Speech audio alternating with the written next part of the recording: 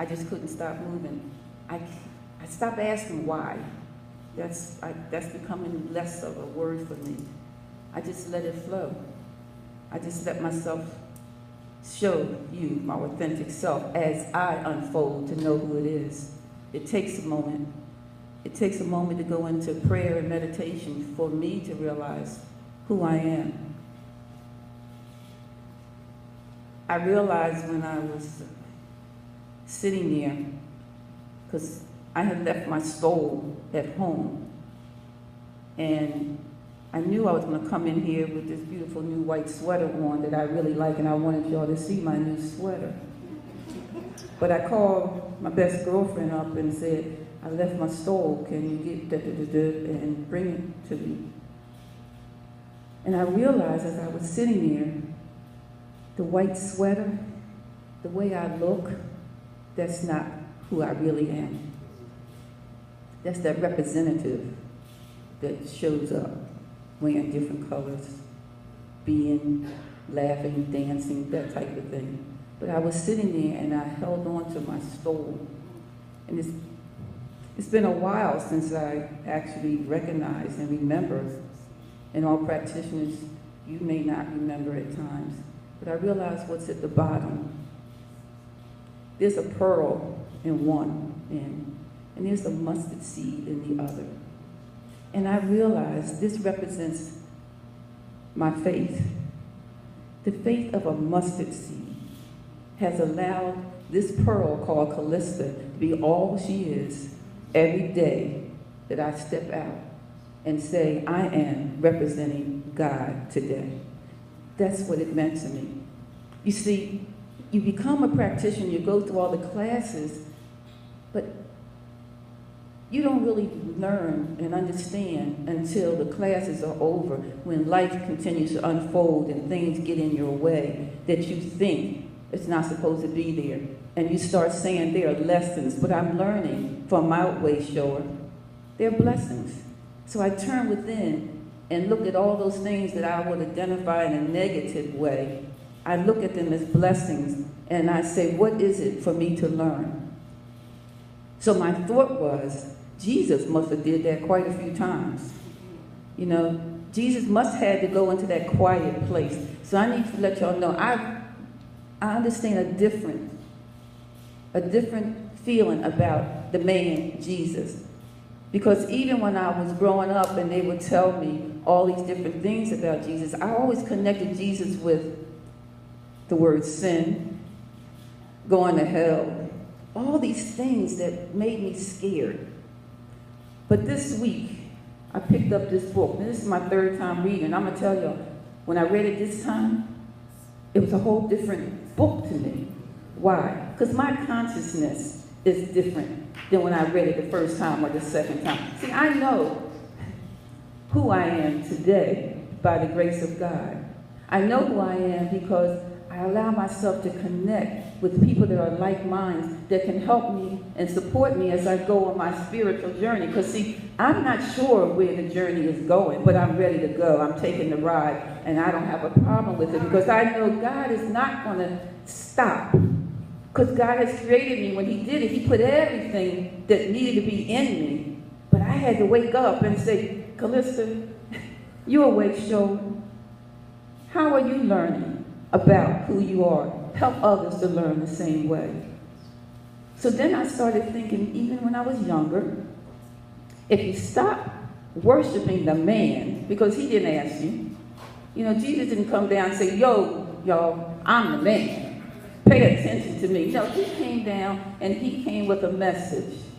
He came with a message of love, a message of passion, a message of forgiveness, because you start learning when you stay within the love space, there is nothing to forgive, because no harm can come to you. No words can cause you harm unless you put some type of weight behind the word, some value behind the words that somebody else might say to you. But the reason why you recognize those words as a negative is because you've been looking in the mirror saying all those negative things to yourself. So when you say it to yourself, you attract others to do the same. When you're not loving yourself, because I'm telling you, Jesus loved himself. Because when I started reading the book and I started going into this book that Ernest Holmes wrote, The Philosophy of Jesus, the Christ. Because let me tell you something. Jesus Christ, Christ was not the brother's last name. Okay? His name was Jesus, but the Christ in him, the consciousness in him, that's what he was walking and representing. That same Christ. The word we use, Christ, that's what's within you. That soul, that deep down within you, that connection where you can sit down and talk to God. Because I'm learning, I ain't got to, and I'm going to say it, I ain't got to go through nobody to talk to my Creator who has created me. When I wanted to talk to my mother, I didn't have to go knock on somebody else's door. I didn't go to the doctor and say, tell me how to talk to my mother. I went to my mother.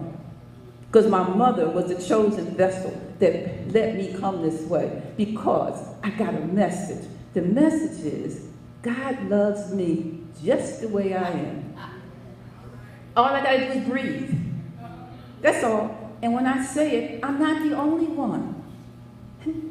God created all of you. You just got to believe it. You just have to know that within you, the same things that Jesus was saying.